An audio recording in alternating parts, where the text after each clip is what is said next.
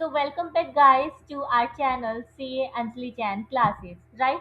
Uh, I know there's been a long time we are connecting after I think 2 or 3 weeks, but let's get started with our special doubt clearance session for CA Inter as well as CA final students. So, what we will be covering in this particular video is using the audit evidences obtained in previous audit. Previous audit में जो हमने audit evidences obtain किए हैं उसको हम क्या करने वाले यूज एंड उसे उसके यूसेज के लिए हमें कौन कौन से फैक्टर्स को कीप इन माइंड रखना है and for your information what we were studying the test of control हम स्टडी कर रहे थे जिसमें कि अब हम देखने वाले हैं कि प्रीवियस ईयर में जो मैंने टीओसी किया था टीओसी करते हुए I have made some audit evidences, obtained some audit evidences, then if I be able to use those audit evidences, those previous audit evidences to my current testing of controls, right? तो इसी की चर्चा हम करने वाले हैं in this particular video. सबसे पहले as you know I give you a look of my handwritten notes and make you clear the concept by reading the book at last, right? So let's get started.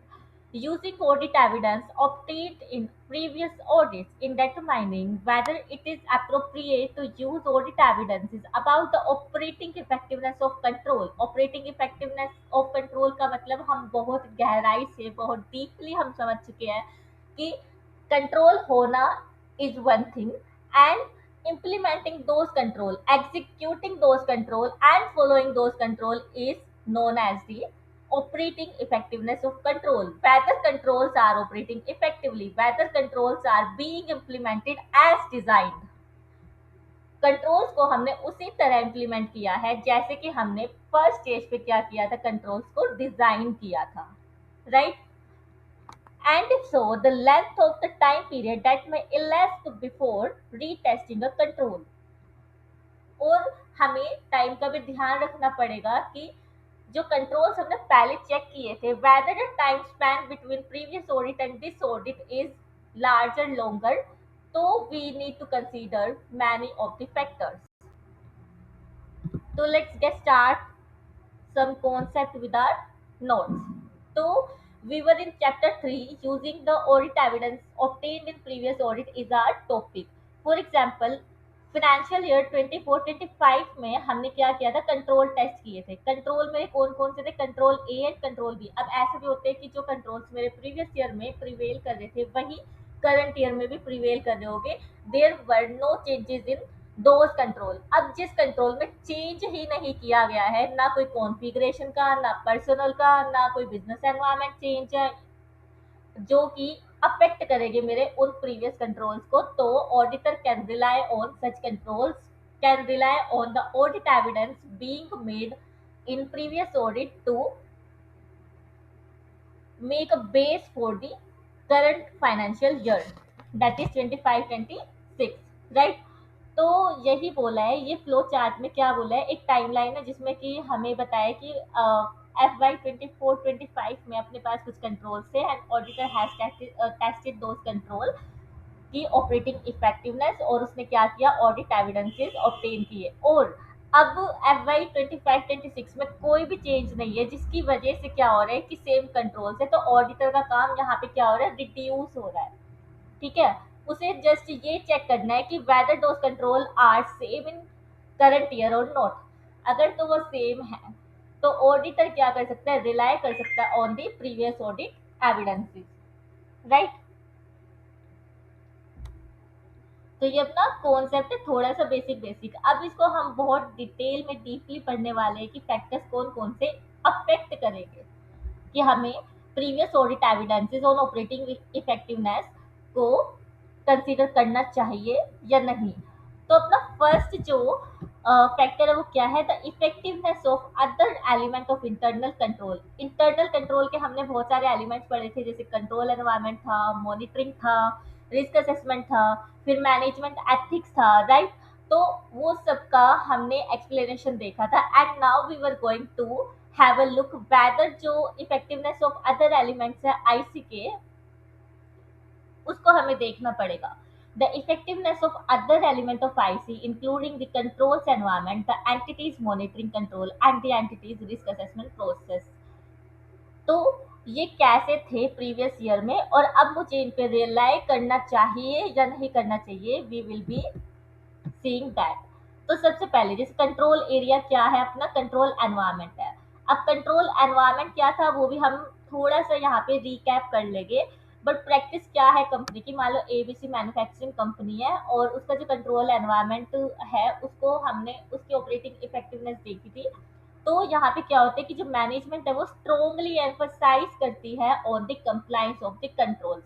अगर मैंने कोई policy बनाई है, policy design की है, तो वो अधेयर to होगी ही होगी। मतलब management is rigid on those policies that if I have made some policies, if I have designed some policies, then it should be adhere to, it should be followed by each and every employ working in our organisation. ठीक है, तो ये क्या है, management का attitude है। अगर management ऐसी है, अच्छा कोई बात नहीं आज नॉन कंप्लायंस ही है, कोई नहीं, ले ले छुट्टी, कोई फर्क नहीं पड़ता, वो वाला एटीट्यूड यहाँ पे नहीं है। Why you have not followed the controls, why you are non compliant, why? This is the attitude of our present management। ठीक है, तो यहाँ पे अब हम थोड़ा सा इसको प्रैक्टिकल वे में समझने की कोशिश करते हैं। फॉर एग्जाम्पल, अब आपको पता ही है, मैंने आपको परचेज ऑर्डर साइकिल का पूरा एक प्रोसेस समझाया था इन माय प्रीवियस वीडियोस। तो यहाँ भी क्या हो रहा है कि जो पीओ होता है, परचेज ऑर्डर होगा, उसको अप्रूव कौन करता है, परचेज हेड करता है। और हमारा जो इंटरनल कंट्रोल पॉलिसी है वो क्या बोलता है कि जो परचेज ऑर्डर है if it is equal to 1 lakh rupees and above, तो मुझे अप्रूवल की जरूरत रहेगी कोई भी परचेज करने के लिए of the raw material in my entity. तो यहाँ पे क्या हुआ, मेरे पास परचेज हेड के पास 3 परचेज ऑर्डर आए। फर्स्ट परचेज ऑर्डर क्या था, 1,50,000 का, एंड देन सेकंड था 2,50,000 का, एंड थर्ड था 75,000 का। ये प्रीवियस ईयर के ऑडिट की बात हो रही है, ठीक है, क्योंकि प्रीवियस ईयर में ऐसा किया गया था और उससे हमने ऑडिट एविडेंस लिए थे, एंड वो इतने स्ट्रॉन्ग थे कि उसको मैं अप्लाई कर सकती हूँ, मैं उसको रिलाई कर सकती हूँ in my current year audit. तो ये हम देख रहे हैं। तो प्रीवियस ईयर में क्या हुआ था, 3 परचेज ऑर्डर थे और तीनों के अमाउंट मैंने आपको बताया, 150 था, 250 था एंड 75K था। तो अब एज पर दी कंट्रोल पॉलिसी मेरे को अप्रूवल कौन कौन से पीओ को देनी चाहिए। फर्स्ट को तो मैंडेटरली लगेगी क्योंकि 1 लाख से अबव है। सेकंड को भी मैंडेटरली अप्रूवल लगेगी क्योंकि 1 लाख से अबव है। क्या जो 75,000 है उसको मुझे अप्रूव करने की जरूरत है, पॉलिसी के अकॉर्डिंग इट इज ऑप्शनल कि मैं उसको अप्रूव करूं या ना करूं, राइट। तो कंट्रोल जब मैंने चेक किए परचेज ऑर्डर को, मैंने परफॉर्मा निकाला उसका, तो आई फाउंड कि वहां पे परचेज हेड के सिग्नेचर भी है, एंटिटी की स्टैंप भी है। तो इसको मैंने क्या किया, अथोराइज किया, इसको मैंने चेक किया, ऑब्जर्व किया, इंस्पेक्ट किया। तो अप्रूवल यहाँ पे नीडेड थी और मैंने देखा कि हाँ अप्रूव है, साइन एंड स्टैंप लगे हुए हैं। 2,50,000 पे भी थी और 2,20,000 पे भी रिक्वायर्ड था। तो यहाँ भी मैंने देखा it is also okay. 75K पे हालांकि ऑप्शनल था तो भी परचेज हेड ने क्या कर रखा था, उसको अप्रूव कर रखा था। तो यहाँ से आई कैन अंडरस्टैंड कि जो internal control over the approval of purchase order है वो क्या हो रहा है, अधेयर टू हो रहा है। तो इस बार भी जो एविडेंसेस मैंने ऑब्टेन किए थे परचेज ऑर्डर अप्रूवल के लिए, जैसे मेरी फाइनेंशियल स्टेटमेंट में एक आइटम होता है परचेजेस का, राइट।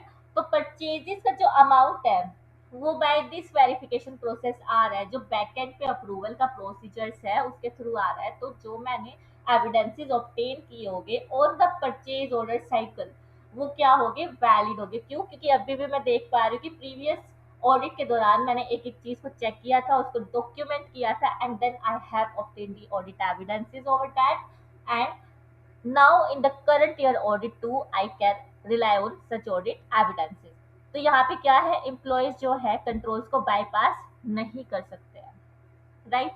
तो यहाँ ऑडिटर कंक्लूड कर सकते हैं कि yes the controls were strong enough, even the purchase head has approved the purchase order जिसपे कि अप्रूवल की रिक्वायरमेंट भी नहीं थी, तो भी he is checking such invoices also.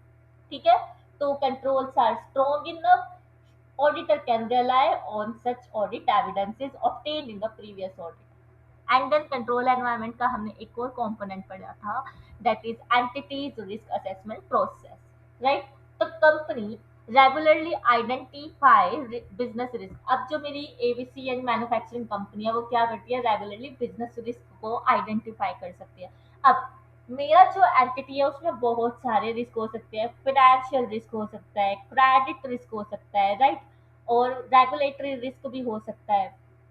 यहाँ पे हम किसकी बात करेंगे, फाइनेंशियल रिस्क की बात करेंगे, क्रेडिट रिस्क की बात करेंगे, over the bad debts, over the debtors, over the trade receivable, the account receivable of the company, right.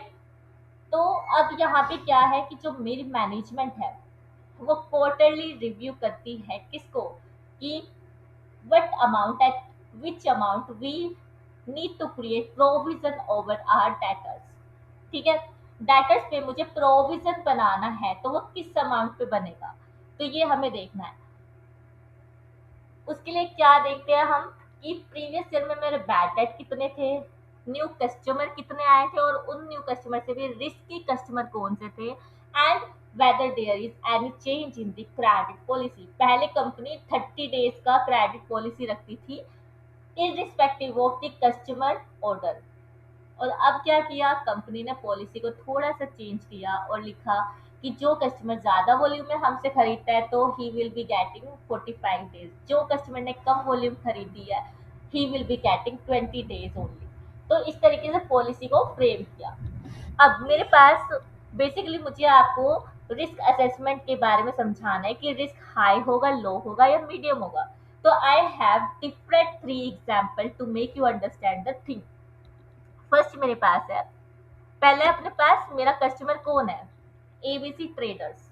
ठीक है, एबीसी ट्रेडर्स जो है 10 ईयर से मेरा रेगुलर कस्टमर है। एंड यहाँ पे अगर मैं उसकी पेमेंट हिस्ट्री की बात करूँ तो वो जैसे ही परचेज करता है, जैसे ही मैं उस पर इनवॉइस रेज कर देती हूँ, उस डेट से 30 डेज के अंदर अंदर वो क्या कर देता है, इनवॉइस को क्लियर कर देता है। तो मैंने 2 इनवॉइसेस जनरेट किए थे प्रीवियस ईयर में, यानी मैनेजमेंट ने जनरेट किए थे प्रीवियस ईयर में 2 इनवॉइसेस। एक था 50,000 का एंड अनदर था 75,000 का। तो उसने पे कर दिया 50,000 वाला तो 25 दिन में ही, and another 75,000 has been paid in 30 days. तो यहाँ पे जो रिस्क है वो क्या है, लाइकलीहुड क्या होता है कि कितना डिफॉल्ट का चांस है, राइट। तो अब हम देख सकते हैं कि उसकी पेमेंट हिस्ट्री काफी अच्छी है। वो क्रेडिट पीरियड मान लो मैंने 45 डेज का दिया था, क्रेडिट पीरियड से पहले ही वो मुझे पे कर देता है, तो यहाँ पे चांस ऑफ बैड डेट क्या है मेरे, कम है, लाइकलीहुड क्या है, लो है। और साथ ही जो इनवॉइस का अमाउंट है वो भी क्या है, बहुत मिनिमल है। Like my company is playing in crores, right, in billions. तो मेरे लिए जो ये 50,000 या 75,000 का अमाउंट है वो क्या है, नेग्लिजिबल भी हो सकता है if such credit such customer default in the payment. तो यहाँ पे इम्पैक्ट भी क्या होगा, मेरा फाइनेंशियल स्टेटमेंट पे लो होगा। तो ओवरऑल जो रिस्क लेवल है वो क्या रहेगा, मेरे पास लो रहेगा। ओवरऑल रिस्क लेवल क्या रहेगा मेरे पास, लो, pertaining to ABC and traders। तो ये क्या था, मेरा मैनेजमेंट का प्रोसेस था to identify the risk over one customer. ठीक है, ये किसके बारे में बात की हमने, एबीसी ट्रेडर्स के बारे में। Then we have PQR store, ये अपना नेक्स्ट कस्टमर है।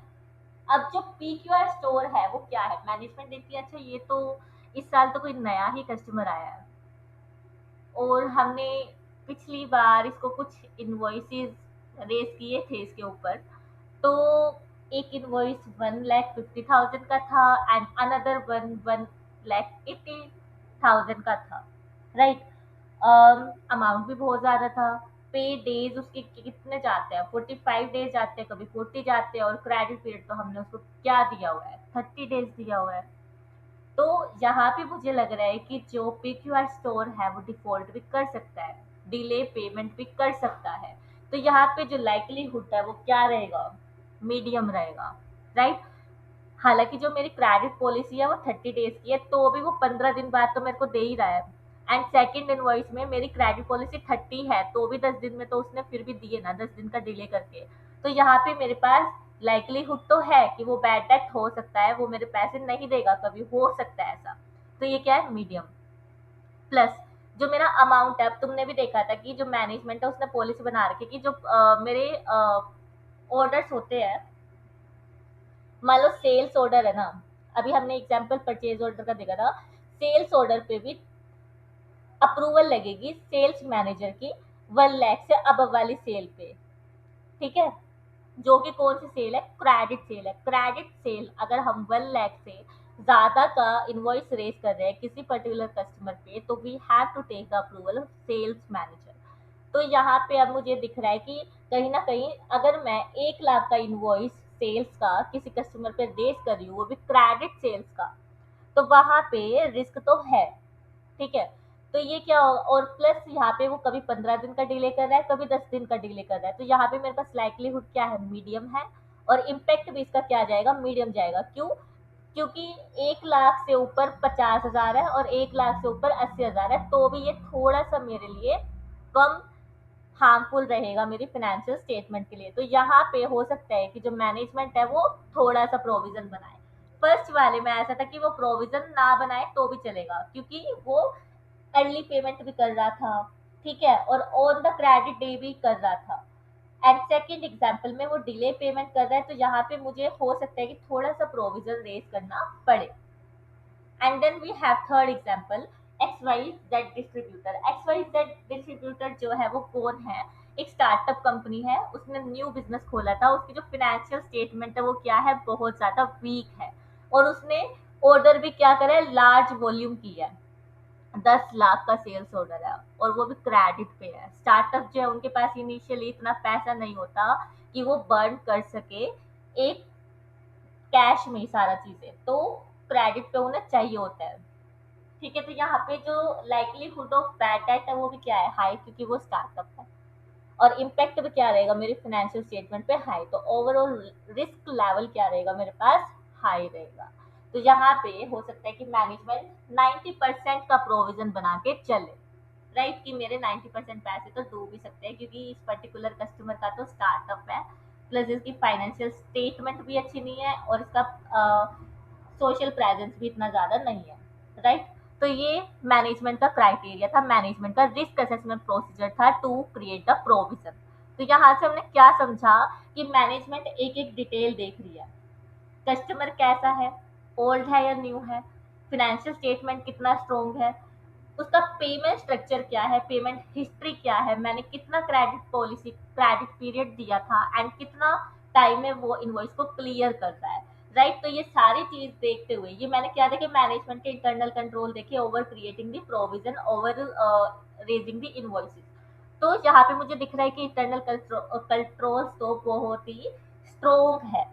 तो यहाँ भी मैं क्या कर सकती हूँ, जो प्रीवियस ईयर के मैंने ऑडिट एविडेंस ऑब्टेन किए होंगे वही मैं अभी भी चला सकती हूँ। Why? Because those controls were strong, there were no deviations, that's why I can take the previous audit evidences in use in for my current year audit, right। Then उसके बाद हमने एक और कंट्रोल एक और पढ़ा है, कंट्रोल एनवायरनमेंट का बुलेट, जिसमें है मॉनिटरिंग। अब मॉनिटरिंग क्या है, मॉनिटरिंग थ्रू सुपरवाइजरी कंट्रोल। अब मैनेजमेंट का ऐसा रहता है कि जैसे मैंने बताया था परचेज डिपार्टमेंट में 1 लाख से अबव का परचेज ऑर्डर अगर मैं रेज कर रही हूँ to get the raw material in my godown, तो वहां पे परचेज हेड की अप्रूवल लगती है। तो अब मेरे जो सिस्टम है वो ऑटोमेटेड है, राइट। क्या है, ऑटोमेटेड। यहाँ पे मेरे पास कुछ 5 इनवॉइसेस है, एंड 5 इनवॉइसेस के अमाउंट मुझे दे रखे हैं 175, then 20K, then 2 lakh, then 5 lakh, then 10 lakh. अब हमें अप्रूवल की रिक्वायरमेंट किस किस पे पड़ेगी, एक तो इनवॉइस नंबर 1 पे रहेगी, इनवॉइस 2 पे नहीं रहेगी, राइट, और इनवॉइस 3 पे रहेगी अप्रूवल की जरूरत, 5 पे भी रहेगी, एंड 10 लाख पे भी रहेगी। ठीक है, बट यहाँ पे मैंने क्या किया, अप्रूवल दी ही नहीं, परचेज हेड ने इसको अप्रूव नहीं किया, ये विदाउट अप्रूवल प्रोसेस हो गया। तो ये क्या होगा, मेरे सिस्टम में फ्लैग हो जाएगा कि invoice number 05 has been processed without approval of purchase head. तो ये क्या थे, मेरे सुपरवाइजरी कंट्रोल थे। लेकिन ऐसा नहीं है कि मैं सिर्फ और सिर्फ कंट्रोल इंप्लीमेंट कर रही हूँ, परचेज हेड ने देख लिया हो गया, नहीं। परचेज हेड ने अपना काम ठीक से किया है, वो भी तो जरूरी है देखना। That is monitoring the supervisory controls. तो यहाँ पे जो इनवॉइस नंबर 5 है, क्योंकि वो अप्रूव होना चाहिए था बट अप्रूव नहीं किया गया, then it will be flagged into the system कि it is wrong, and it is also known as the supervisory control, the monitoring control. ठीक है, तो ये भी क्या है, मेरे स्ट्रॉन्ग इनफ है। So auditor can again rely on such controls if there is no change in the configurations, then auditor can use the previous audit evidences। तो ये अपना अभी तक इतनी देर में सिर्फ और सिर्फ फर्स्ट ही बुलेट पॉइंट को हमने क्या किया है, कवर अप किया है। आई थिंक यहाँ पे आपको समझ आ गया होगा कि what is ICAI is going to say. ये जो बुक है, it is not my own. मैंने ICAI के जो बुक है उसी को अलग से फॉर्मेट किया है, so that it is I Kainchi and you can understand the concept in a brief manner, right. तो अब इस बुलेट पॉइंट का आपको समझ आ गया होगा एक्सप्लेनेशन कि ये एक्चुअल में किस तरीके से वर्क करता है। ठीक है, हमें क्यों इसको ध्यान में रखना है। अगर मेरे कंट्रोल स्ट्रॉन्ग है तो मैं इफेक्ट, अगर जो मैंने TOC की इफेक्टिवनेस पे एविडेंसेस ऑब्टेन किए होंगे प्रीवियस ईयर और वो स्ट्रॉन्ग थे, तो मैं उसको अभी भी कंटिन्यू कर सकती हूँ। It is said in this bullet point. Then we have the risk arising from the characteristics of the control। First ये जो बुलेट पॉइंट था ना वो लॉन्ग था, अब अपने पास छोटे छोटे बुलेट पॉइंट आते जाएंगे एंड 5 मिनट के अंदर अंदर हम उसको फाइंड अप करने वाले हैं, right. The risk arising from the characteristics of control including whether it is manual और ऑटोमेटिक।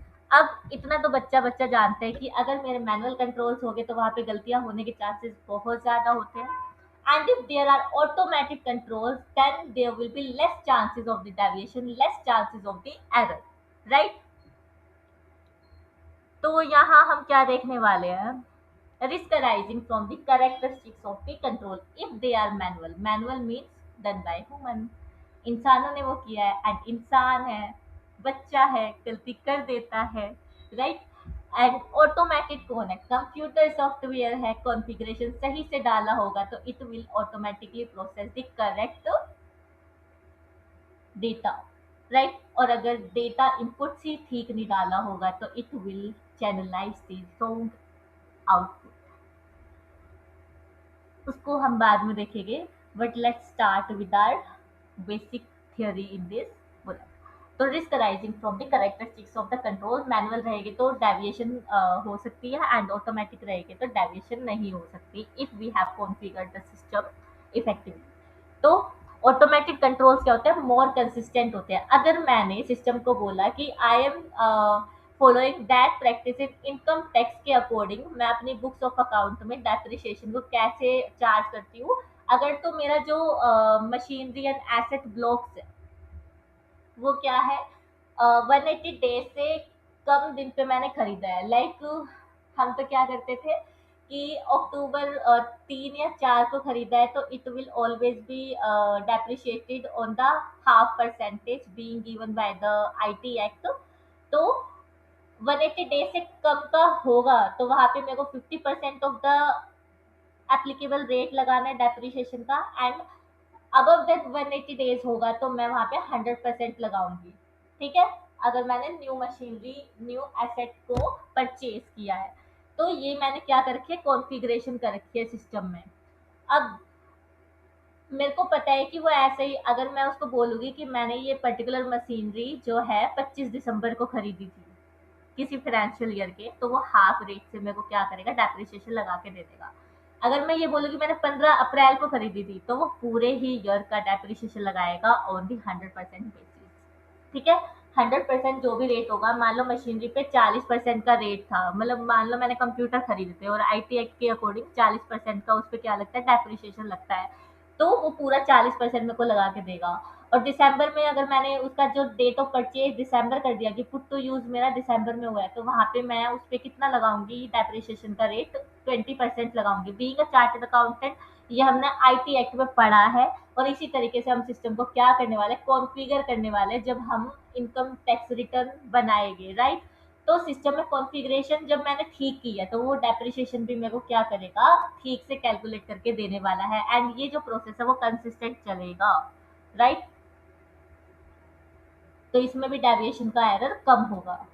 एंड अदर एग्जाम्पल, जैसे कि हम परचेज इन्वॉइसेस का बात करके चल रहे थे, तो वहां पे था, अगर मेरे पास 1 लाख इन्वॉइसेस है जो अप्रूव नहीं हुए, तो सिस्टम ऑटोमेटिकली स्टॉप कर देगा ऑर्डर। ठीक है, अगर परचेज ऑर्डर जो 1 लाख का था, जैसे हमने पहले एग्जाम्पल में देखा था रिस्क असेसमेंट में सुपरवाइजरी कंट्रोल मॉनिटरिंग का, तो वहां पे हमने देखा था कि जो कहाँ पे गया वो फैक्टर्स, एबीसी मॉनिटरिंग कंट्रोल, हाँ। तो ये था इनवॉइस नंबर 5 था जो कि 10 लाख का था, ठीक है, जो मेरे को रॉ मटेरियल परचेज करना था। 10 लाख जो है अप्रूव नहीं हुआ था, तो वो अपने आप फ्लैग हो गया था। एंड फ्लैग होते के साथ मेरा जो परचेज ऑर्डर है वो स्टॉप हो जाएगा, यानी कि I can't order the purchase of raw material of rupees 10 lakh because it was not approved by the purchase head. तो ये हमारा क्या था, कंसिस्टेंट कंट्रोल्स है। If there are more automatic controls, then auditor can rely on the previous audit evidences being obtained. Otherwise, he will be retesting controls. And if there is any changes in the configuration, then also auditor need to check the controls. Right? तो ये अपना था point number second. Then we have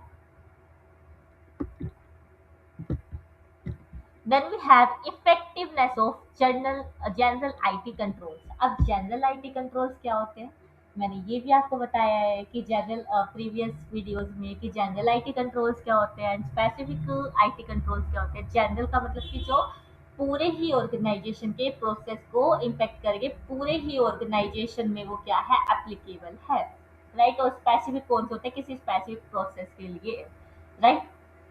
तो general IT controls होते कौन कौन से हैं, जैसे पासवर्ड प्रोटेक्शन का होता है, एक्सेस कंट्रोल का होता है, बैकअप सिस्टम का होता है एंड चेंज मैनेजमेंट का होता है।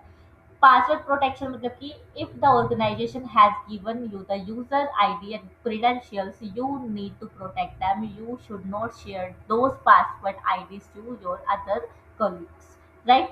फिर उसके बाद है एक्सेस कंट्रोल। अब एक्सेस कंट्रोल में मैंने तुम्हें ओरेकल का एग्जांपल लेके समझाया हुआ है कि अगर मान लो मैं ह्यूमन रिसोर्स डिपार्टमेंट में एम्प्लॉयड हूँ, तो मेरे पास सिर्फ और सिर्फ ह्यूमन रिसोर्स से रिलेटेड जितना भी काम होता है उसी मॉड्यूल का क्या होगा, एक्सेस होगा, यानी कि रोल बेस्ड एक्सेस होगा। And if I am on the ground work की मेरे को अकाउंटेंसी जर्नल एंट्रीज पास करना है, तो मेरे पास अकाउंटिंग मॉड्यूल का ही क्या होगा, एक्सेस होगा। And if I am on the reporting side की read view analyse the report, वो वाला मेरे पास अगर रोल होगा, तो सिर्फ मेरे पास रीड एंड रिव्यू का ही राइट होगा, जो कि मेरे पास एयरटेल में हुआ करता था। कॉर्पोरेट फाइनेंशियल रिपोर्टिंग में मैंने काम किया है, तो वहां पे हमें रिपोर्ट जनरेट करके उनको एनालाइज करना पड़ता था। और जो अपना इंटरिम फाइनेंशियल स्टेटमेंट्स इशू किया जाता था, तो उसके डिस्क्लोजर रिक्वायरमेंट्स अच्छे से चेक करना पड़ता था, प्रेजेंटेशन ठीक है या नहीं, नोट्स टू अकाउंट्स हमें मेंटेन करना पड़ता था टू द एफएसएलआई, जो कि हमें कौन देता था, ओरेकल सॉफ्टवेयर जनरेट करके देता था, उसको हमें क्या करना पड़ता था, रिकनसाइल करना पड़ता था with the accounting staff, right. तो ये क्या था, रोल बेस्ड एक्सेस था। देन उसके बाद है बैकअप सिस्टम। बैकअप सिस्टम क्या है कि what ever work I am doing, उसका मेरे पास प्रॉपर बैकअप होना चाहिए। कुछ एंटिटीज में जो ये बैकअप सिस्टम है वो बाई वीकली होता है, कुछ एंटिटीज में बाई मंथली होता है, कुछ एंटिटीज में बाय क्वार्टरली होता है। अगर जिस एंटिटी में बाई वीकली होता है, तो वहाँ के स्ट्रॉन्ग कंट्रोल्स क्या हो गए, स्ट्रॉन्ग हो गए, राइट। एंड देन उसके बाद चेंज मैनेजमेंट। चेंज मैनेजमेंट का क्या मतलब है, मान लो मेरे ऊपर कोई मैनेजर है एंड वो ऑर्गेनाइजेशन को छोड़ के जा रहा है, तो from that immediate effect only जो उसका यूजर आईडी कंट्रोल है उससे ले लिया जाना चाहिए। एंड इफ अभी भी उसके पास वो यूजर आईडी कंट्रोल है, तो यहाँ पे डेविएशन है सिस्टम में। लाइक वो एम्प्लॉय जो है लेफ्ट आउट करने के बाद भी मेरे सिस्टम में चेंज कर सकता है। वाई? बिकॉज अभी तक मैंने जो उसका यूजर आईडी क्रेडेंशियल्स है वो इनएक्टिव किया ही नहीं, मैंने उसको सिस्टम से वाइप आउट किया ही नहीं। ठीक है, तो ये था बात। फिर उसके बाद है, अब इसका एग्जाम्पल लेते हैं। जैसे मेरे पास ओरेकल है, अब अब जैसे यहाँ पे मेरे पास ओरेकल है, ओरेकल के सिस्टम में अब तुम्हें पता ही है कि अब टैली वैली इतना यूज नहीं होता है, ओरेकल सैप और कंपनी के इनबिल्ट सॉफ्टवेयर्स यूज में लाए जाते हैं। तो यहाँ पे क्या हुआ, जो ओरेकल सिस्टम है वहां पे मैंने कॉन्फ़िगरेशन दे रखी है कि जितना भी मैं सेल्स इनवॉइसेस रिकॉर्ड करूंगी अपनी बुक्स ऑफ अकाउंट में, मतलब फाइनेंशियल्स में, तो उस पर जो जीएसटी है वो ऑटोमेटिकली क्या हो जाएगा, कैलकुलेट हो जाएगा। अब ऑटोमेटिक कैलकुलेशन के लिए कॉन्फ़िगरेशन तो देना ही पड़ेगा ना मुझे। अब you can't tell a lie to me कि हमने तो जीएसटी पढ़ा ही नहीं है। नहीं बच्चा, तुम सेकंड ग्रुप में आ चुके हो, सेकंड ग्रुप में तुम फर्स्ट ग्रुप में टैक्स पढ़ के आए हो, राइट? तो अब तुम्हें ये पता है कि हमने शेड्यूल 1, शेड्यूल 2, शेड्यूल 3 पढ़ा है। शेड्यूल 2 में वी हैव स्टडीड कि जो सेल ऑफ लैंड होता है या फिर सेल ऑफ कंस्ट्रक्टेड बिल्डिंग होती है, वो ना तो सेल ऑफ सर्विसेज होती है एंड ना ही सेल ऑफ गुड्स होता है, तो उसको हम सप्लाई मानते ही नहीं है, राइट? तो यहाँ पे जीएसटी मेरा एप्लीकेबल होगा ही नहीं, तो सिस्टम को आइडियली जीएसटी कैलकुलेट नहीं करना चाहिए on the sale of land and on the sale of constructed building, right?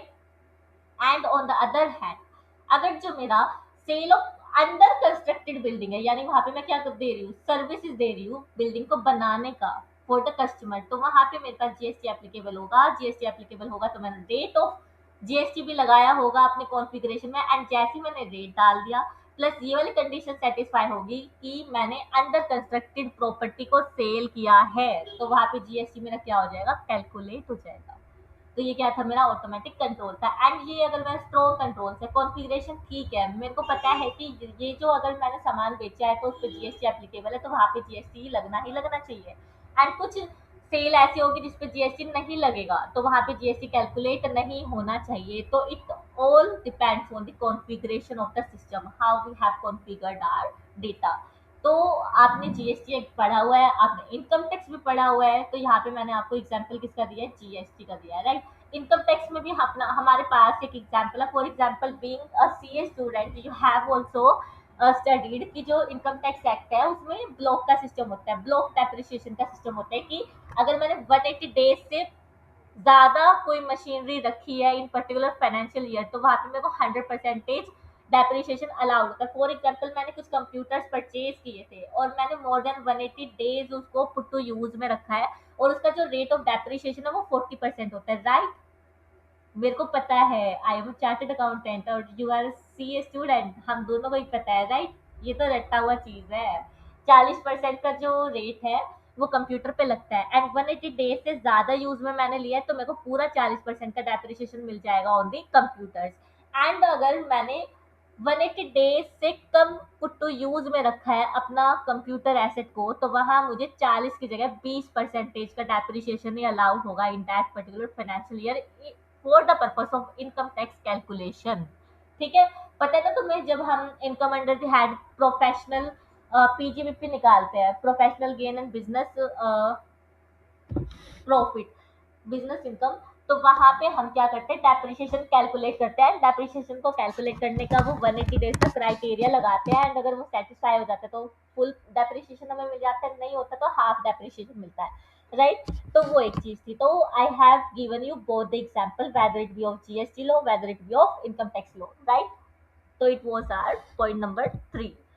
3 में हमने क्या देखा, basically the risk, the effectiveness of general IT. अब देखो आईसीआई ने सिर्फ एक लाइन लिखी है, एक लाइन में कोई बच्चा कैसे समझ लेगा जो सेल्फ स्टडी कर रहा है? तो यहाँ पे आपको समझ आ गया होगा, राइट, कि जनरल आईटी कंट्रोल्स कौन कौन से होते हैं, इसको बाईपास कैसे किया जा सकता है, वो हम फ्रॉड वाले एसए में पढ़ेंगे, जो अपना एसए 240 है फ्रॉड वाला, कि जिसमें हम कंट्रोल्स को क्या करते हैं, बाईपास करते हैं। उसके भी बहुत तरीके हैं।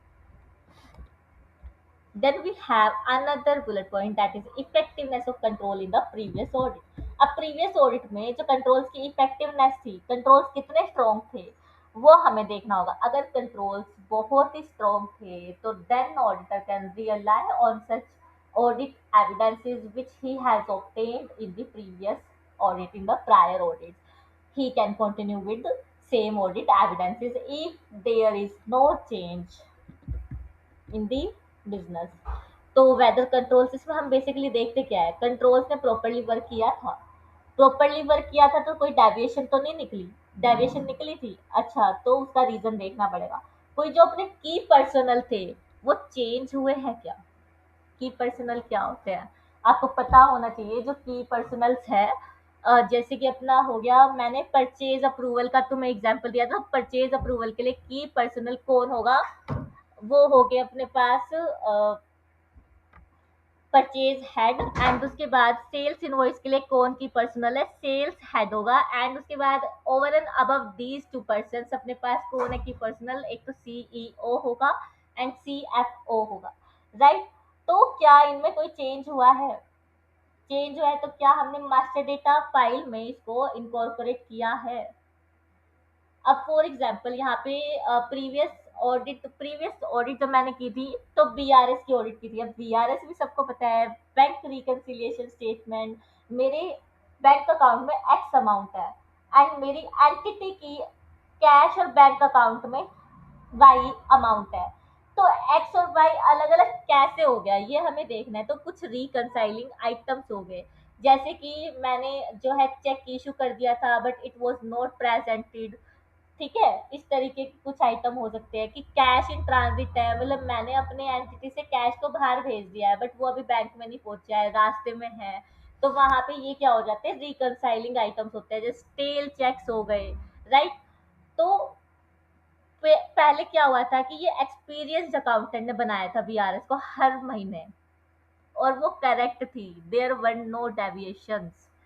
और अब क्या हो रहा है कि अब आके मैंने देखा है इस साल में, अब तो एक बीकॉम स्टूडेंट बना रहा है, स्टाफ बना रहा है, देखो, दिल पे मत लेना, आई नो, मैंने बीकॉम ऑनर्स किया, मैंने भी, औरों ने भी किया है, दिल पे मत लेना बात को, it's just an example. BCom वाला इंसान भी बहुत अच्छे से काम कर सकता है, it's not about the degree, I know, तो मत लेना दिल पे, it is only an example. तो एक अनएक्सपीरियंस स्टाफ ने बनाया है जिसकी ये फर्स्ट जॉब है, ठीक है, और साथ ही उसने बीआरएस भी फर्स्ट टाइम परफॉर्म किया, उसको इससे पहले प्रैक्टिकली बीआरएस नहीं बनाना आता था। तो यहाँ पे ऑडिटर को इनहेरेंटली पता है कि भाई गलती तो होनी ही होनी है, अनस्किल्ड स्टाफ है अपना अभी फिलहाल के लिए, तो यहाँ पे ऑडिटर को क्या करना पड़ेगा, रीटेस्ट करना पड़ेगा कंट्रोल्स को कि whether they are effectively operating और नॉट। तो ये क्या था, effectiveness of control in the previous audit depending on the business environment.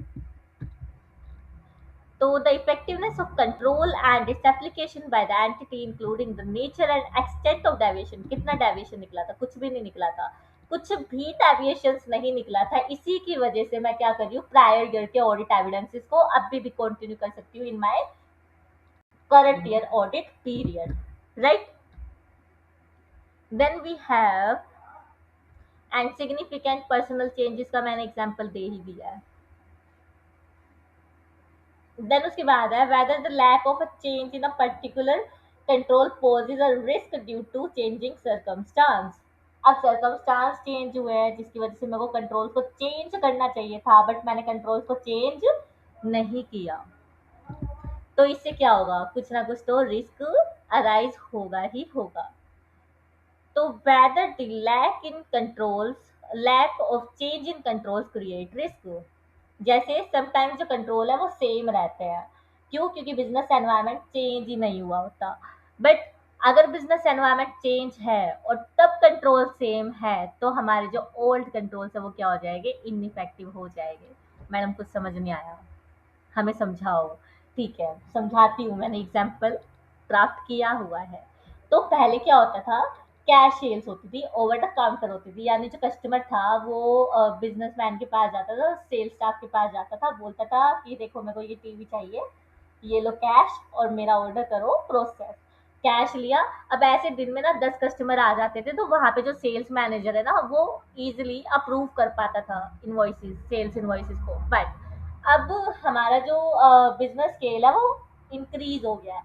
अब नॉट ओनली काउंटर, हमारा ऑनलाइन प्रेजेंस भी है मार्केट में, ऑनलाइन प्रेजेंस की वजह से इंटरनेट इतना ज़्यादा है, कस्टमर बेस इतना ज्यादा हो गया कि एक दिन में हजार हजार कस्टमर मेरे से क्या कर रहे थे, मेरे प्रोडक्ट को बाय कर रहे थे। तो यहाँ पे it is not possible for the sales manager to approve to review all the 1000 invoices per day for the customers. तो यहाँ पे अप्रूवल देना क्या हो जाएगा, डिफिकल्ट हो जाएगा। लाइक हम ऑफलाइन मोड से ऑनलाइन मोड में आए हैं, तो वहां पे हमें कंट्रोल्स को चेंज करना पड़ेगा, राइट। अब मेरे पास कुछ ऐसा मैकेनिज्म होना चाहिए कि सिस्टम अपने आप ऑटोमेटिकली फ्लैग कर दे कि मुझे इस पर्टिकुलर इनवॉइस पे क्या करनी है, अप्रूवल देनी है। एंड अप्रूवल देनी है तो वो मैसेज पॉपअप होगी किसके पास जाएगा, सेल्स मैनेजर के पास जाएगा, एंड सेल्स मैनेजर अपने सिस्टम से क्या कर देगा, उसको अप्रूव कर देगा, राइट। और यही काम अपना किस में होता है, ओरेकल में होता है। तो ये मैंने तुम्हें समझा दिया कि बिजनेस रिस्क, पहले हम ऑफलाइन मोड में सेल्स करते थे, अब ऑनलाइन चले गए हैं। ऑनलाइन जाने की वजह से कस्टमर बेस बढ़ चुका है, कस्टमर बेस बढ़ने की वजह से it is not possible for the sales manager to approve all the 1000 invoices, to review, sorry not approve, to review all the 1000 invoices whether they require approval और no, right. तो ये क्या था, अपना फिफ्थ पॉइंट था। Then we have the last point, मजे करो. It is the last point of the day of the lecture. The risk of material misstatement and the extent of reliance on the control. Risk of material misstatement कितना है, और हम control पे रियलाई कर सकते हैं कि नहीं, it is the main thing. If the auditor plans to use audit evidences from previous audit about the operating effectiveness of specific controls, the auditor shall establish the continuing relevance of that evidence by obtaining audit evidences about whether significant changes in those controls have occurred subsequent to the previous audit। इसमें बोला क्या गया है, basically अगर मेरा कोई change, जो मैंने ऑपरेटिंग इफेक्टिवनेस को चेक किया था एंड ऑडिट एविडेंसेस कलेक्ट किए थे, ऑब्टेन किए थे इन प्रीवियस ऑडिट, वो अभी भी रेलिवेंट हो गए या नहीं हो गए, और उसकी रेलिवेंस चेक करने के लिए मुझे क्या चेक करना होगा कि जो पर्टिकुलर इंटरनल कंट्रोल्स है वो सेम है कि नहीं, depending upon the business environment. तो यहाँ पे लिखा है, for example roman realize on the control. अब कंट्रोल क्या है मेरे पास, authorization of larger journal entry. अब कुछ जर्नल एंट्री ऐसी होती है कि मैं बिजनेस में 500 के बैंक चार्जेस भी डेबिट कर रही होती हूँ, राइट। एक्सपेंसेस को पीएल में बुक करती हूँ, 500 की भी चार्जेस होते हैं बैंक के। तो